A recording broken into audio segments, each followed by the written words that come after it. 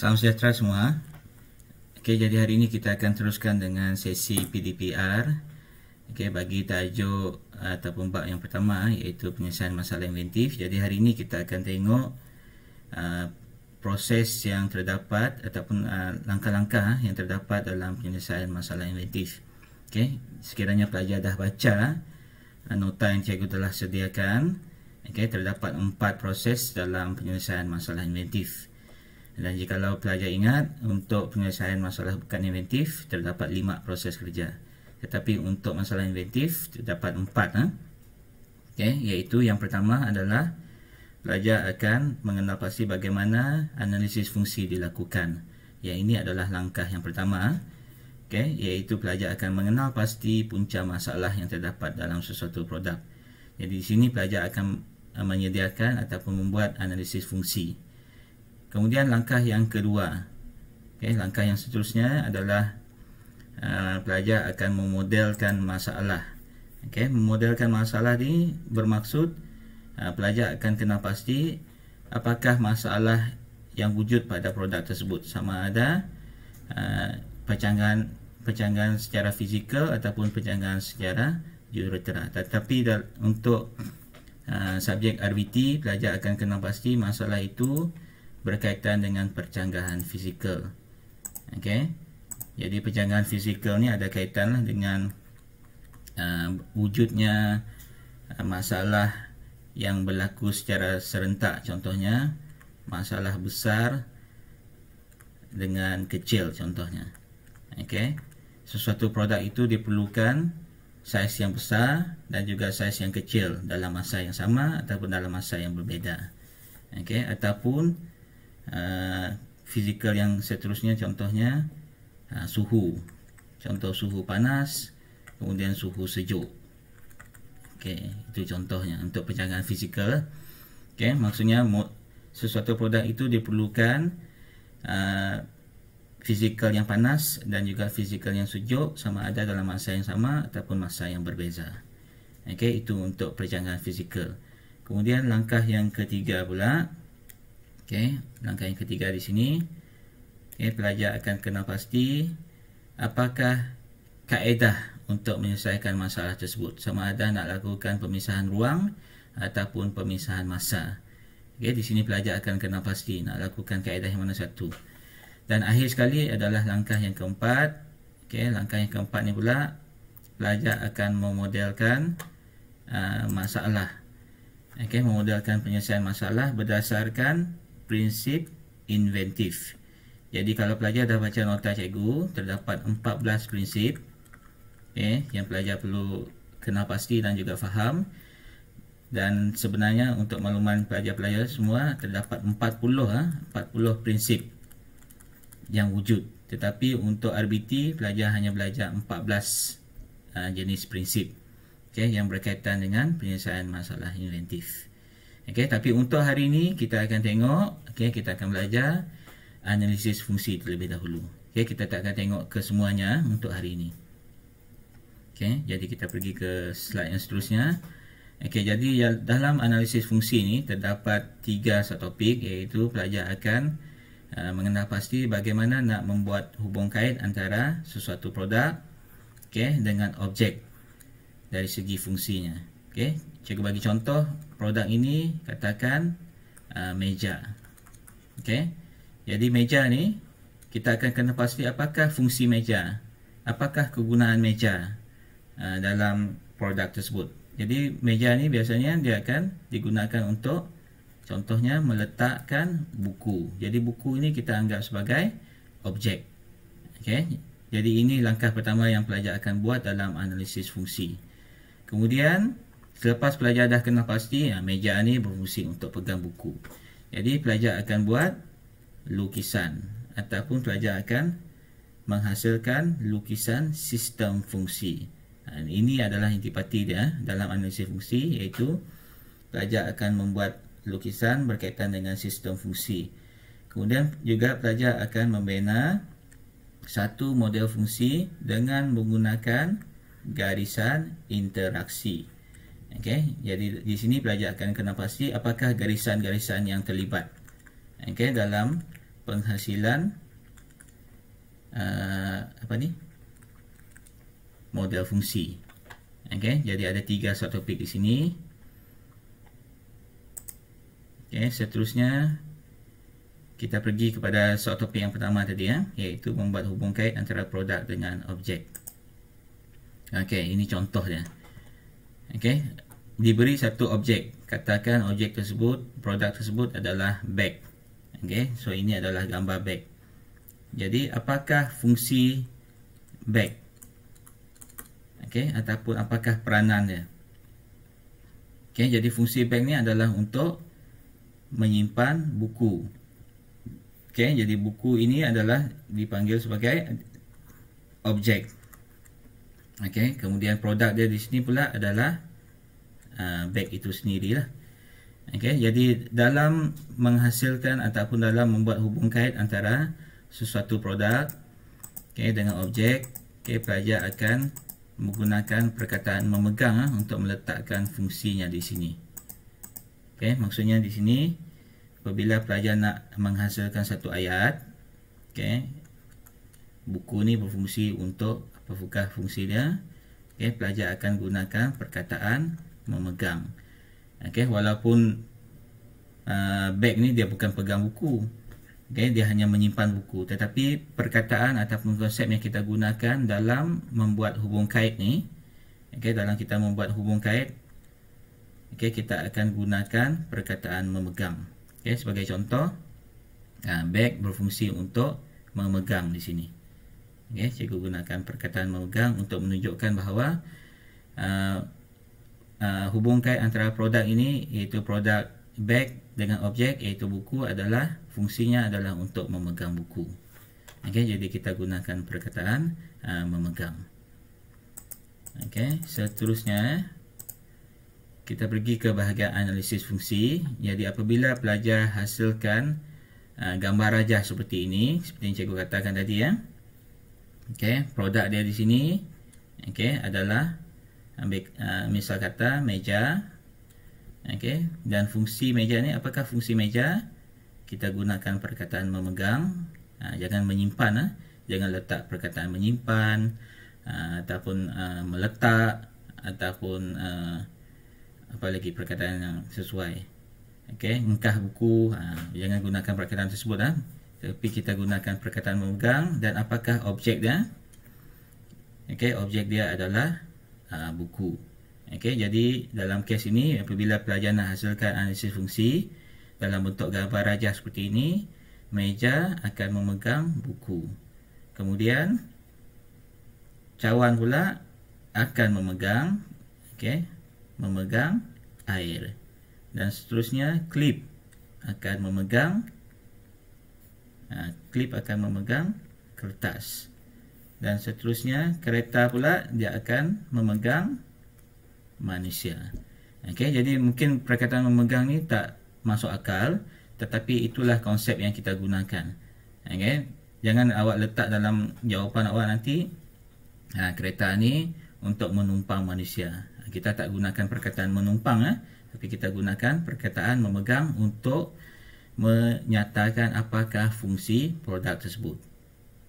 Itu maksud analisis fungsi lah. Kita nak nyatakan apakah fungsi produk tersebut.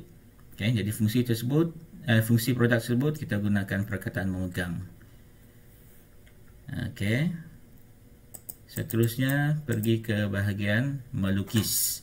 Ini topik yang kedua tadi iaitu menghasilkan lukisan sistem fungsi. Selepas pelajar dah buat gambar rajah seperti yang tadi,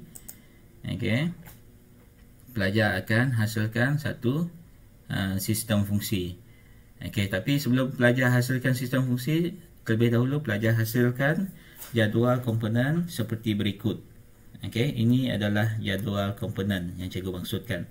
Katakan produk yang kita nak analisis adalah produk yang berkaitan dengan meja. Kemudian pelajar akan hasilkan jadual seperti ini.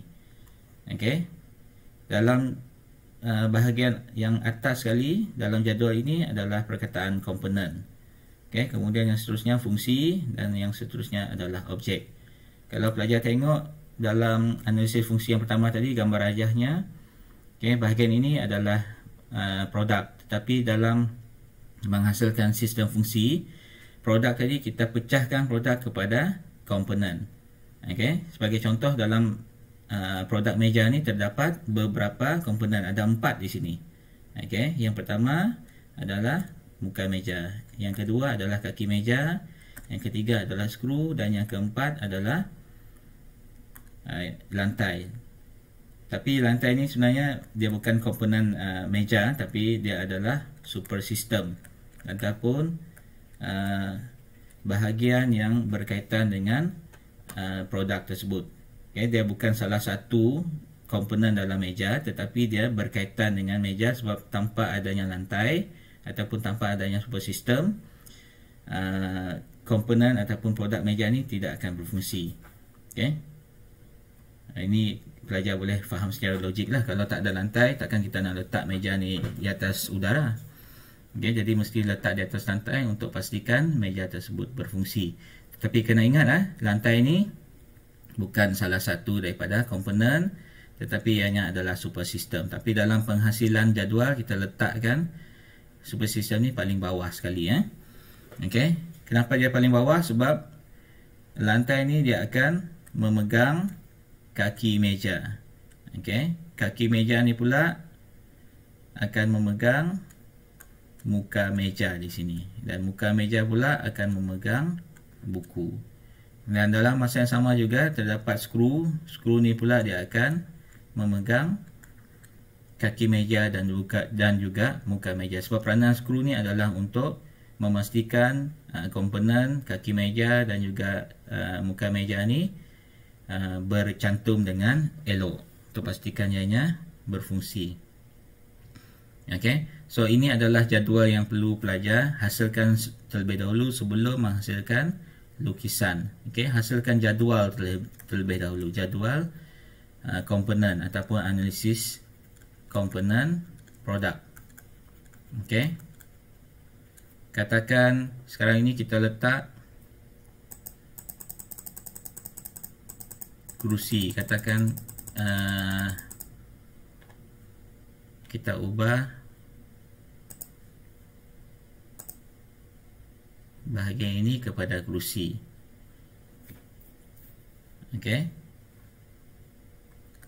katakan sekarang ni produk kita adalah kerusi. Kerusi pun sama juga, pelajar kena kenal pasti dalam satu kerusi ini apakah komponen yang ada. Yang pasti kerusi dia mesti ada kaki kerusi. Okey, kemudian dia perlu ada skru untuk pastikan kaki kerusi itu dipegang. Okey, kemudian kita tak gunakan muka meja, mungkin kita gunakan muka kerusi. Dan dalam masa yang sama juga kerusi ini ada penyandar di sini.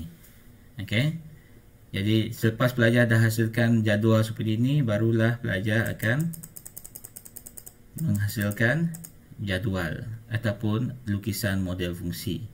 Okey, tapi sebelum pelajar hasilkan lukisan model fungsi ini, okey, terlebih dahulu pelajar perlu kena pasti apakah simbol-simbol dan juga bentuk yang digunakan pakai dalam penghasilan lukisan rajah ataupun lukisan model fungsi. Okey, yang pertama sekali adalah simbol yang berbentuk oval ni. Okey, ini adalah simbol berbentuk oval, iaitu dalam simbol ini kita akan letakkan objek. Okey, maksudnya bila pelajar hasilkan simbol ini, di dalam ini pelajar akan lukis apakah objek tersebut. Contohnya buku.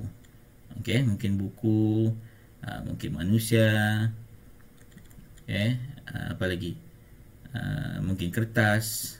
Kalau fungsi produk clip tadi dia digunakan untuk memegang kertas. Okey, kemudian yang kedua pula, okey, simbol yang kedua adalah simbol segi empat, iaitu simbol segi empat ni digunakan untuk melambangkan apakah komponen produk tersebut. Ingat balik seperti yang cikgu katakan tadi, dalam produk seperti meja ni dia ada beberapa komponen yang membolehkan meja tersebut berfungsi dengan elok.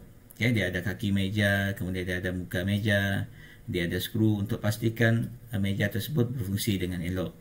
Jadi semua komponen yang terdapat dalam produk tersebut kita akan letakkan di sini. Okey, contohnya komponen muka meja tadi. Okey. Nak tukar dulu ni kepada warna hitam.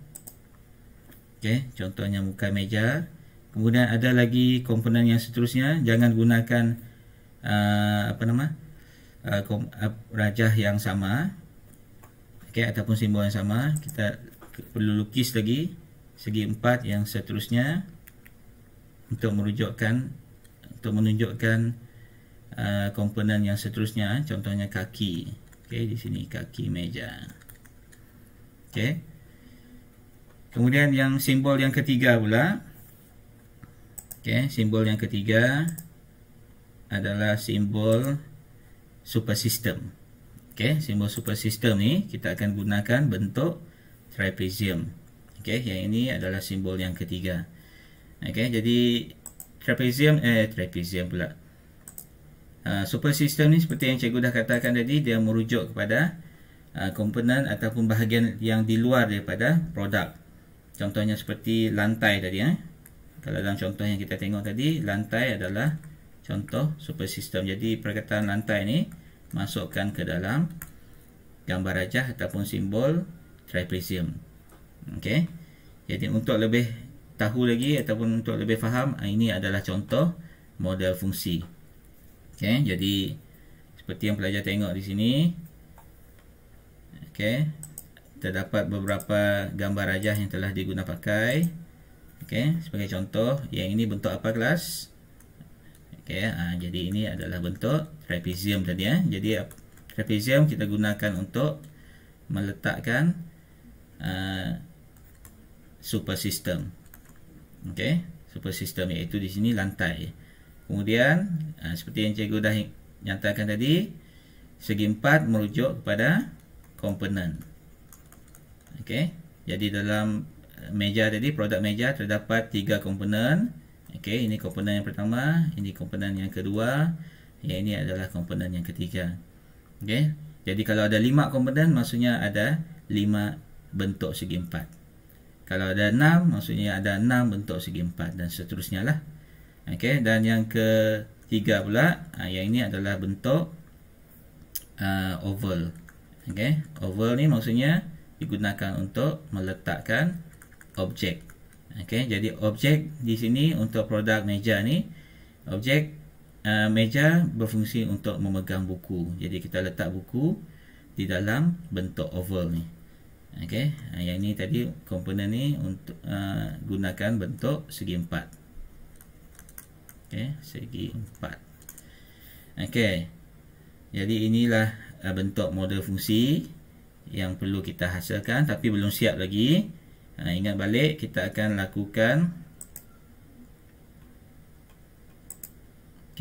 hasilkan pula garisan interaksi. Okey, yang ini belum lengkap lagi kelas. Okey, sebab dalam lukisan model fungsi ni perlu ada garisan. Okey, garisan interaksi. Jadi apakah yang dimaksudkan dengan garisan interaksi? Okey. Yang ini yang dimaksudkan dengan garisan interaksi. Okey, jadi disebabkan slide ini dalam bentuk PowerPoint, jadi ada beberapa garisan yang telah hilang di sini, tapi cikgu nak awak rujuk balik nota. Okey, nota yang cikgu berikan, sama ada dalam bentuk Canva ataupun dalam bentuk AnyFlip, PDF pun ada. Okay, jadi cikgu nak awak rujuk bahagian ini yang berkaitan dengan simbol garisan interaksi. So di sini ada 4 garisan. Okay, yang pertama adalah garisan yang merujuk pada garisan berguna. Garisan berguna ni kita gunakan satu garisan lurus. Okay, yang menunjukkan anak panah. Okay, anak panah yang bentuk satu garisan lurus. Kemudian satu lagi anak panah yang menggunakan bentuk titik-titik ataupun garisan putus-putus. Okey, katakan ini adalah garisan yang lurus kelas. Okey, garisan yang lurus.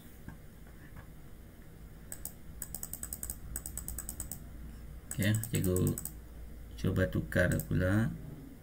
Mungkin ada di sini. Okey, tak jumpa. Tak apa. Yang ni pelajar boleh rujuk balik jadual nota yang cikgu berikan. Yang ini merujuk pada satu anak panah yang menggunakan garisan yang lurus. Yang ini pula garisan putus-putus. Okey. So, garisan yang pertama ni merujuk kepada lukisan model fungsi yang berguna.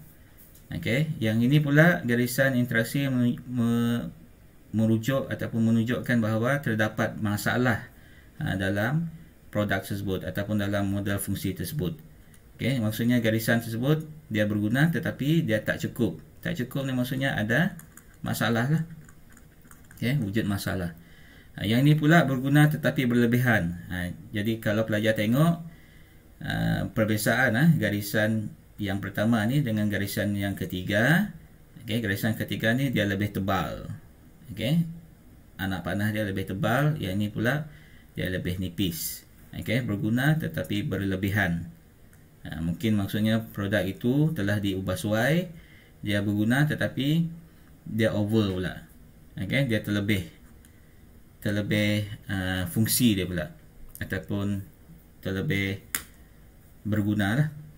Okey, dan yang keempat, garisan yang keempat adalah merujuk pada garisan bermasalah. Okey. Jadi untuk garisan bermasalah ni kita gunakan garisan yang berbelit-belit, anak panah yang berpusing, berbelit-belit seperti inilah. Berliku-liku seperti ini. Okey, untuk merujukkan ianya bermasalah.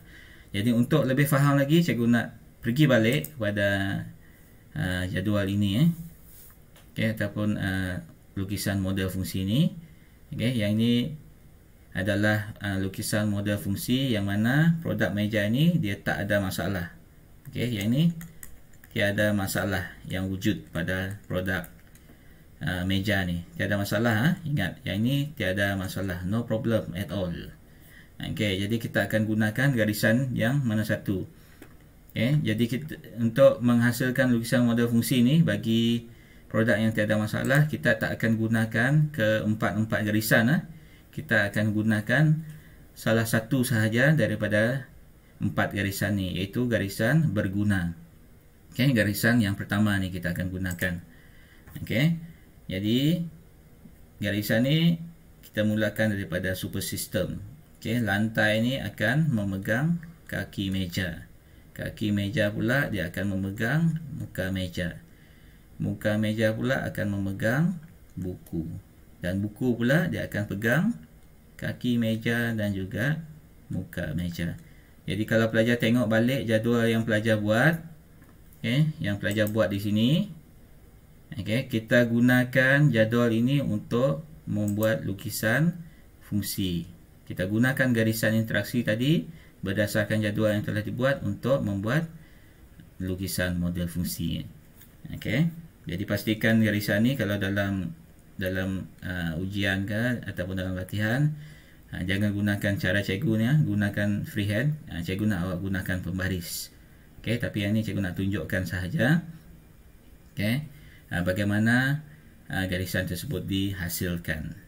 So telah siap lukisan ini, lukisan model fungsi untuk produk meja yang tidak mengalami masalah telah lengkap.